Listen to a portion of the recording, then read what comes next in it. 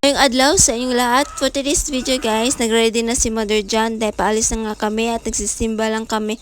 Kasama ko pala dyan ang aking mother at pamangkin.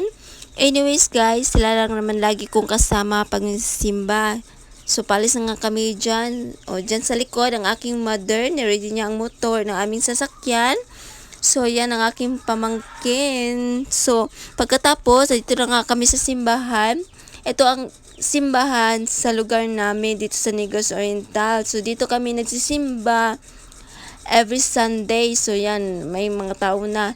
So papasok na kami sa simbahan, guys. So yan, umupo na kami. So umupo na kami. So marami na mga tao dyan, guys, dahil Sunday ngayon. So bibigyan natin ng oras ang ating Panginoon para tayo ay magpasalamat sa Kanya sa mga biyayang binigay sa atin araw-araw at sa paggabay niya sa atin dito sa mundo. So, pagkatapos, lumabas na nga kami dahil tapos na ang misa. So, pumunta na kami dito sa butika dahil may biniling gamot si Mother kasi may UTI siya na dinamdam si Mother Jancy.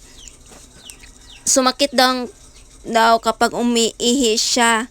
So yan, so napabili kami dito ng gamot. So pagkatapos, nandito na kami sa Changi dahil may binili si Mother na kailangan para lutuin niya sa bahay. So alam naman natin yung ina natin, 'di ba, na magrigo yung utak nila na walang kakainin, 'di ba? Walang ulam na kakainin natin sa bahay. So pumunta siya dito dahil may lulutuin siya. So ayan aking pamangkin. So nasa loob na kami. Daming mga gulay dyan sa gilid. So ayan pamasok na kami sa loob sa loob ng Changi. So ayan, sinundan namin si Mother kung anong bibilhin niya. So yan, pauwi na kami guys. So dito ko na lang tatapusin itong video ko guys.